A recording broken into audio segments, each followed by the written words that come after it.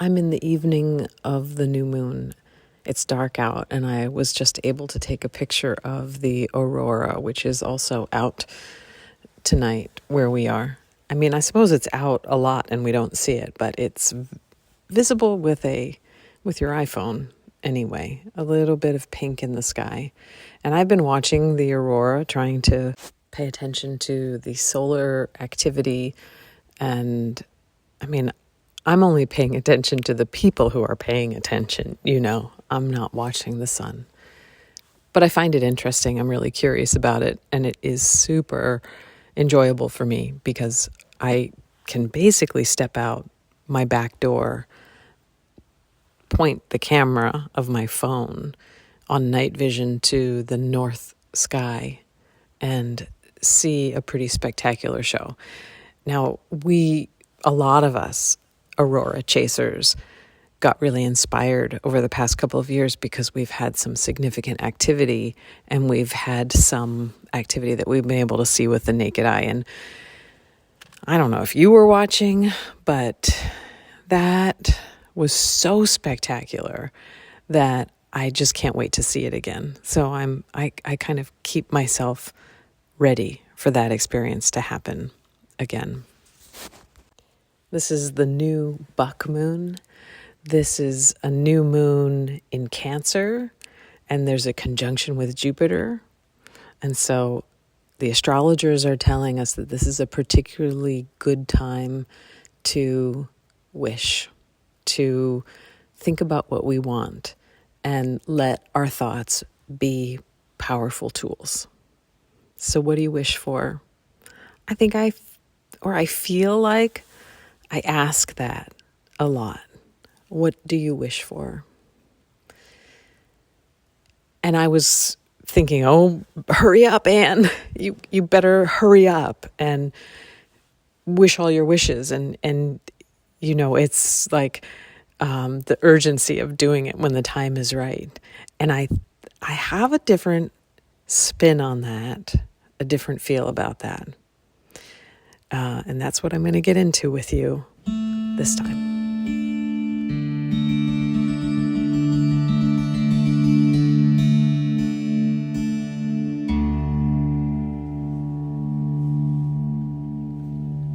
Hello and welcome or welcome back.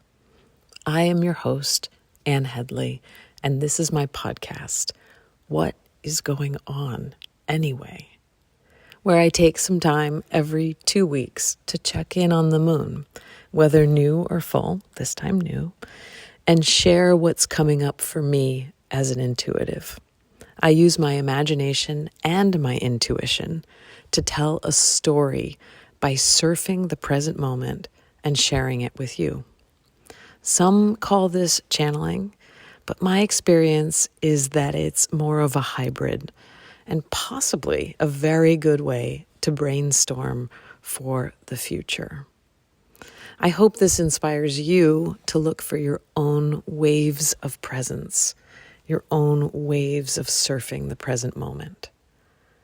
Ultimately, I hope this becomes an internal revolution that I believe is necessary to usher us into the future collaboration of being here together. I'm especially interested in my own and others' experiences of spirituality and the question, what are we here for? And what is the meaning of life? So thank you for joining me here for all of that. So shall we get back into this moon?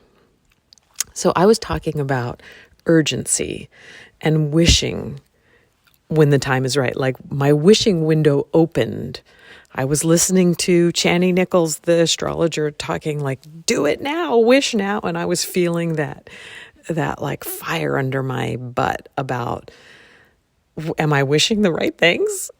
And that is good, especially if you know what your wishes are, to know that it's a good time to believe in them, that you've got some, like you're not having to cycle uphill, but you can cruise downhill with your wishes. Me being somebody who's like, wants to get things right, like on paper, I was today feeling a lot of stress around, okay, my window's open and it's time to make my wishes come true. It's time to step into my future. I have to go back to that feeling of holding my own power in my hands in front of me, not having it be in some hidden place or some inaccessible place, but feeling it right in my hands. That's from a few podcasts back. I don't know if you remember. But this sense of having the agency to create the life that I have always wished for feels like a lot of responsibility.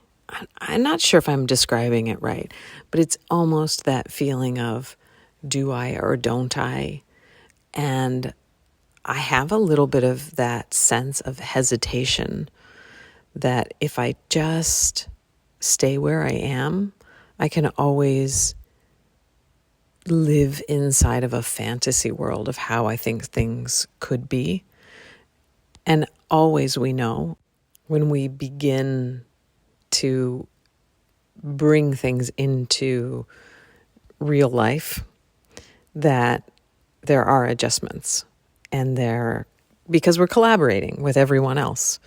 And so that moment of letting the dream turn into part of the puzzle piece of reality and not just stay in the picture I'm seeing, or like that I'm kind of wanting to talk about, is I see myself playing with a dollhouse and setting things up just exactly the way I like them, yet there's no real life happening in the dollhouse. I'm just directing everything. Nothing moves unless I move it.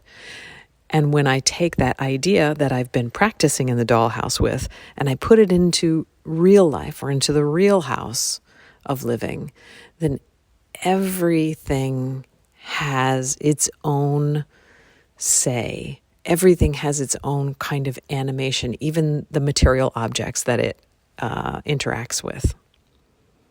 Have you ever had that experience where, oh boy, I had it this morning. Everything, just all matter, not just people, relationships, not just interactions with other living creatures, but interactions with matter itself slows you way down. It's like everything has a say. And you could never predict that you were going to walk out into the car and spill everything in your bag, and then something spills and there's a wet, sticky mess that you have to clean up. And, we can't predict how we will interact with matter all the time, right? And so let's see if I can circle around. I send myself out on these tangents, don't I? So this idea is that we've got some power right in front of us to manifest our dreams. And that seems like such a fun thing. But what I'm saying is that there's a real feeling that I'm getting intuitively of hesitation, because when we let go of our dreams, it's like letting our babies grow up.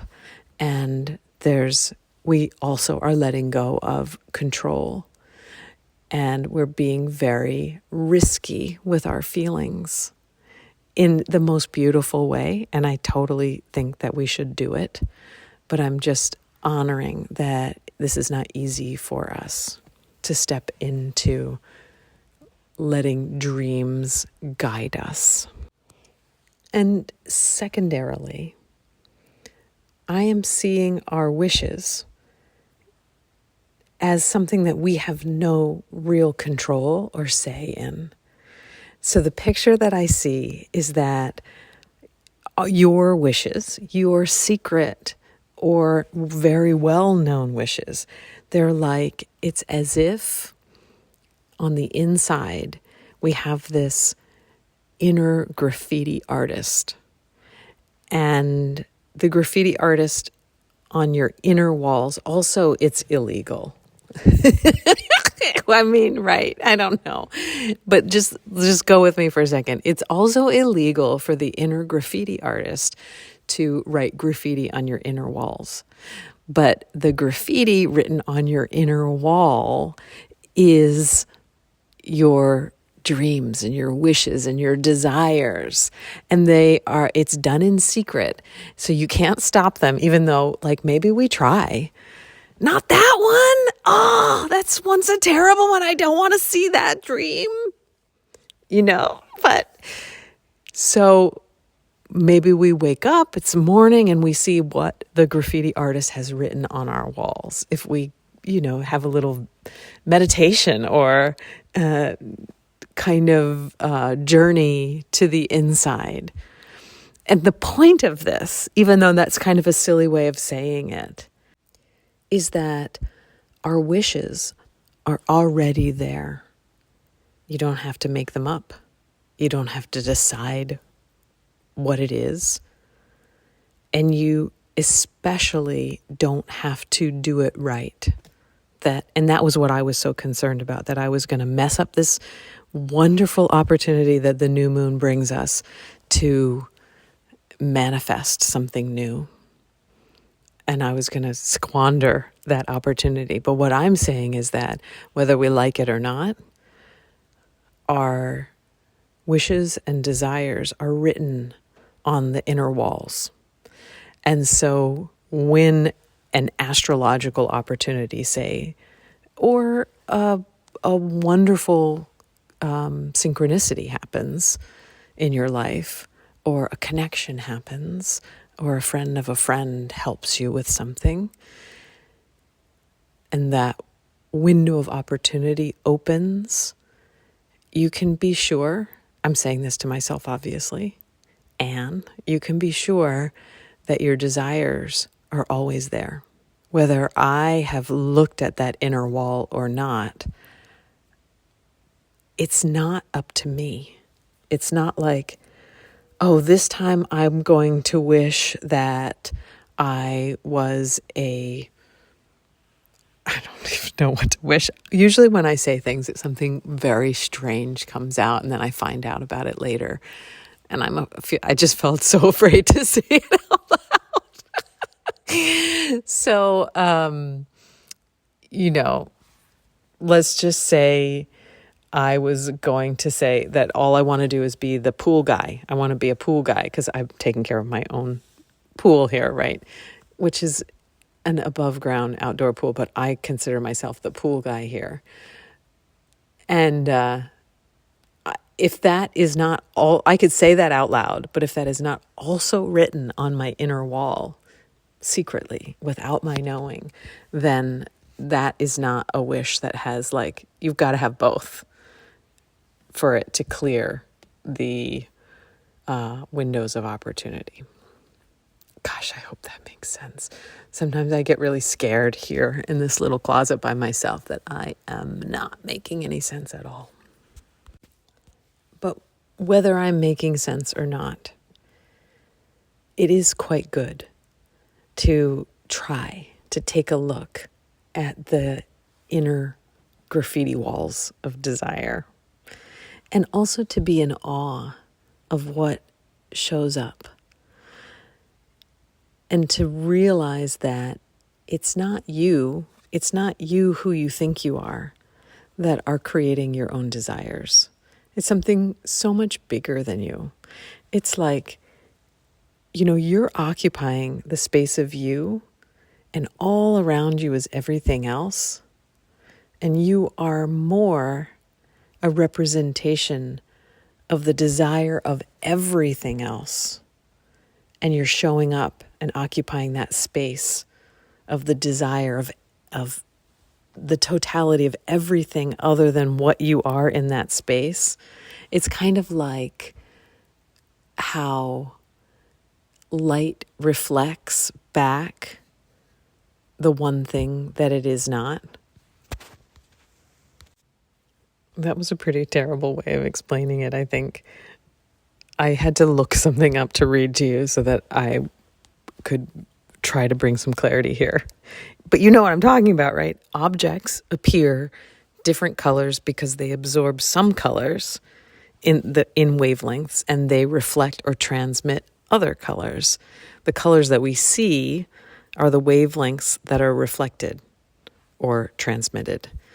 For example, a red shirt looks red because the dye molecules in the fabric have absorbed the wavelengths of light from the violet and the blue end of the spectrum, and red light is the only light that's reflected back, right? So when we get into this idea of light and colors and what gets absorbed and what gets reflected, we would say that is a red shirt, but actually that is everything but a red shirt.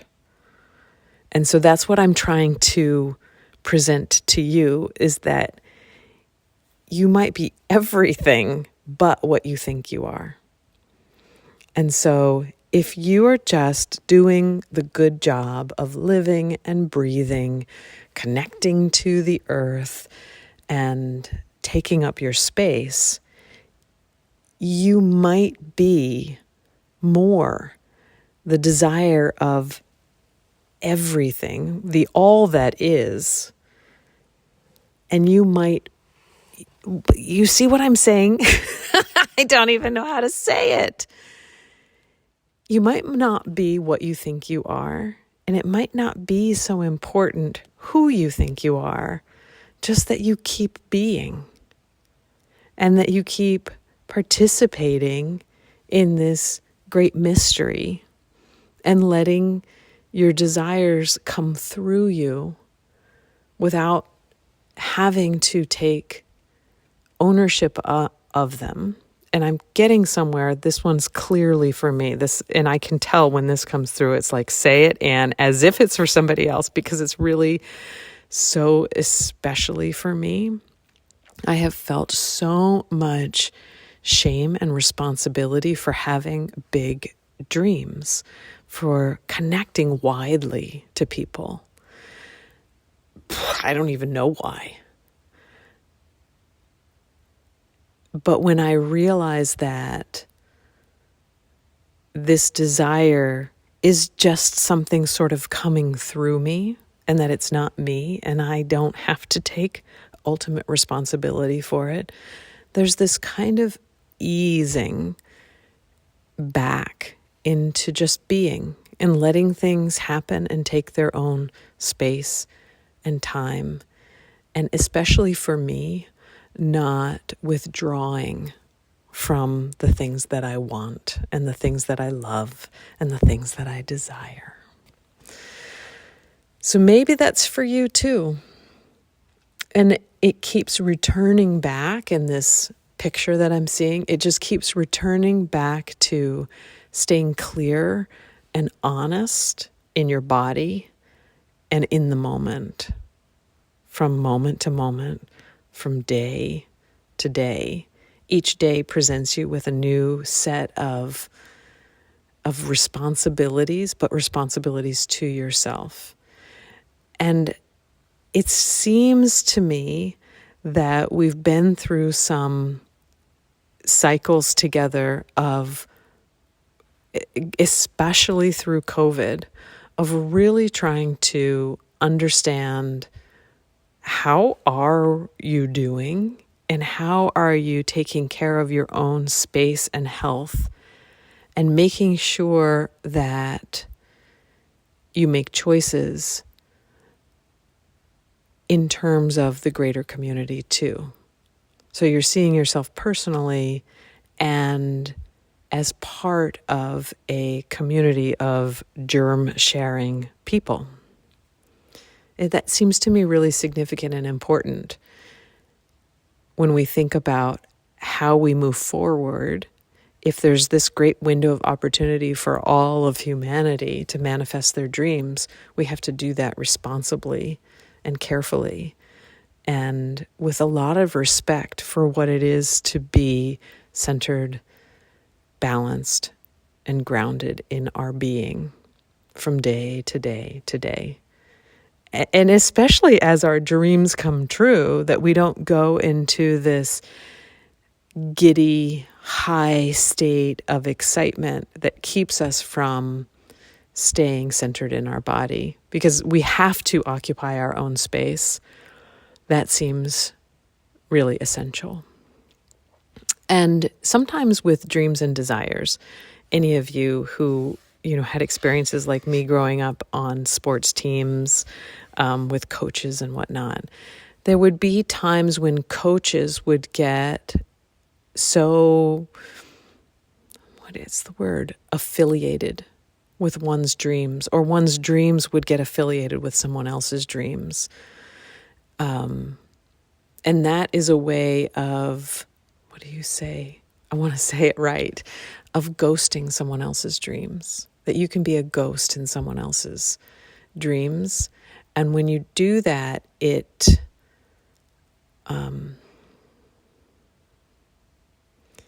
sorry for the long silent pause. I'm really trying to pull this one through. If you ghost someone else's dreams, it's like magic mirrors. What is this? It's like magic mirrors. If you're at a carnival and you go into that thing that has all of the weird shaped mirrors, is it a fun house? Yeah. Is it so fun? You go into that fun house and all the mirrors are weird and it makes everything distorted. So this is really good for people like me who've experienced a lot of codependency. And for me, codependency is if I make someone else's desires and dreams come true the way I think they might be, then I can finally check that off my box and get back to myself one day that's always in the future, because that list is a never-ending list. And that's sort of a ghosting of someone else's dreams, and everything gets distorted. So it really keeps any one of us from getting centered and grounded and balanced and seeing the more essential, clear, honest dream that might not be so, it might not look the same, right? It won't be as distorted. It might be really, really simple. It might seem not so beautiful. It might not seem so grand, but it is a little bit more aligned with what it is to occupy one's own body, mind, and spirit. I think that's the best way of saying it. Okay. You got it? I feel like I need to stop, rewind, and go back. So I think the answer for this new moon is don't worry about it. Whatever it is that is your secret inner dream that's aligned with you perfectly and is connected to the rest of everything perfectly, like a perfect puzzle piece. You don't have to know exactly what it is and write it on a strip of paper and burn it for the auroric stars and fireflies on the night of the new moon. You can trust that that dream, whether you are aware of it fully or not, is there resting inside of your living, breathing body. And that is enough.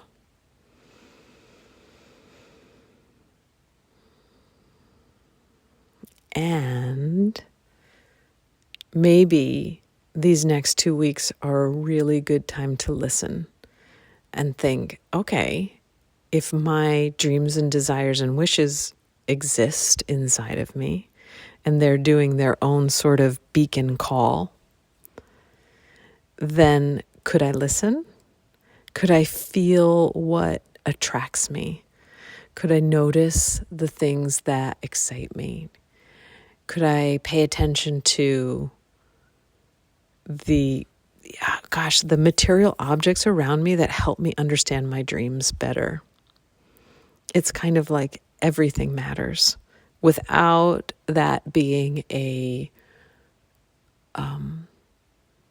doomsday call, like, you better watch out, everything matters, but more like this beautiful, harmonious thing. Everything matters.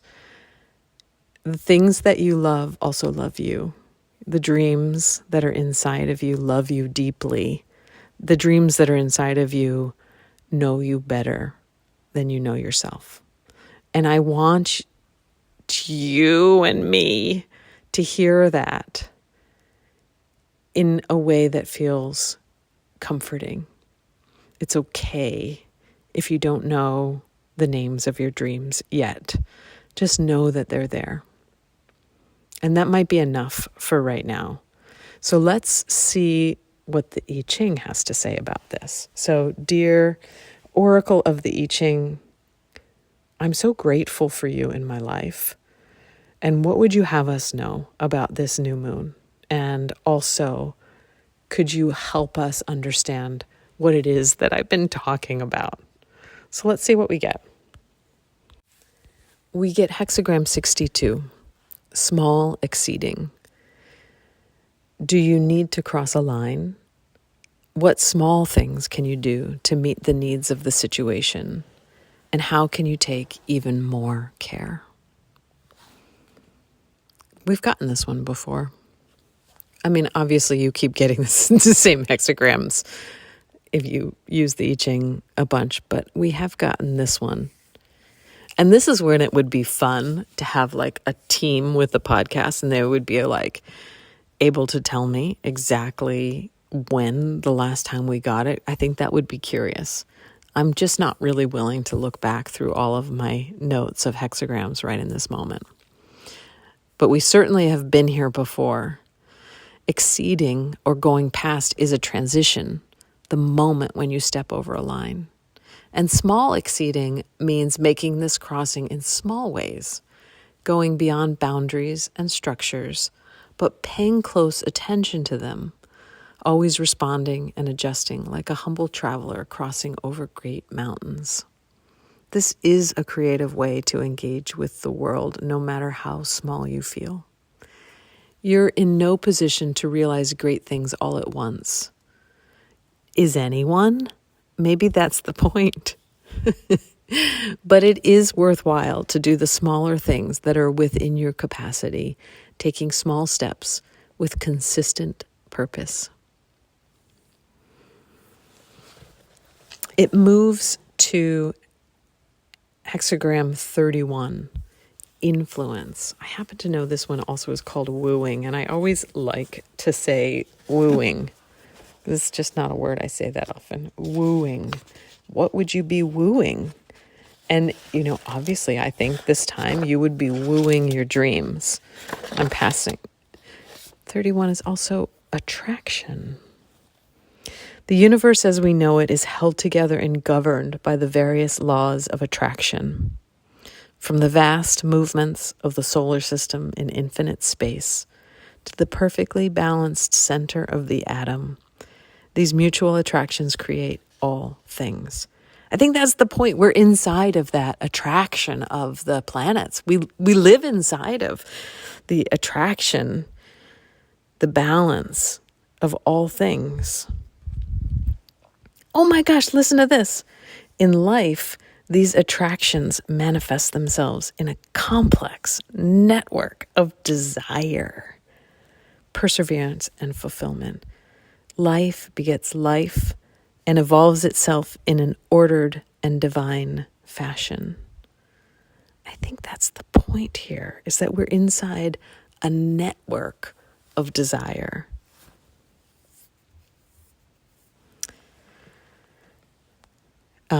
This one asks us, what influence is active and what does it draw you towards? What is its place in your life? These two questions are excellent. What influence? And that might be better than thinking about desire or wish or goal or anything like that. But what influence is active? And what does it draw you towards? What is its place in your life? This is what moves people and how people are open and available to be moved by emotion or inspiration, physical responses, or visiting spirits. All these things touch, stir, and attract us, drawing us into relationship. It is good to respond to the power of influence with constancy, steadying the motion it inspires and creating a place in your life to contain it. Yes, that feels so nice to hear. What is drawing you? What influence is alluring you? And you don't even have to know. It can be, I like shiny things, and that could be enough. I like the warm weather. I like my hands in the dirt. Small steps moving you towards understanding and being in relationship with your desire, because your desire is more connected to everyone and everything else than you understand. Sometimes I feel like my own sensation of desire has been when I turn to my desire and being very, very, very selfish. But when I turn to my desire, what if I am turning to some way of being connected to the network of attraction of the universe, and that it has less to do with me than I think? I think that's the big point of this particular moon for me, for us, for all of us. That's it. We have made it through this new moon. So this is going to pull us into a full moon. This last cycle from full moon to new moon was a big one for me. I lost my good friend, Richard. I mean, I didn't lose him. He's still there, but he passed. And it was peaceful. And I was privileged to be part of that. If you ever get to participate in life on either end by witnessing a birth or witnessing a death, that's lucky for you. And I would never recommend avoiding it if it's right there for you. I mean, that's a weird thing to say, isn't it? But like, if somebody invites you to a birth and you want to be there, go. If you're invited to you can't ever plan birth and death, but if you have been invited into that sacred space, it's a powerful experience. I also feel that way with pets, and that has been part of my experience working with animal communication for a lot of years now, of helping the animals express themselves through and beyond their passing.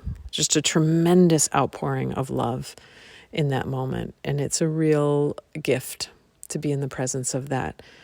I don't know what happens. It's sort of like a heart.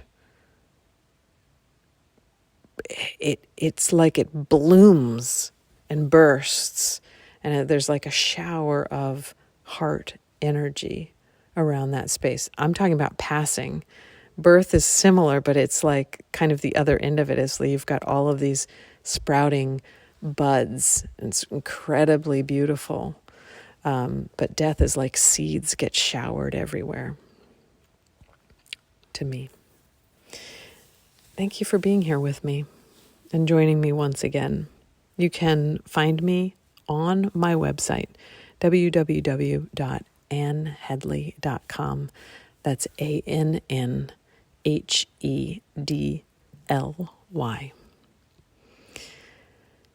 May you be well.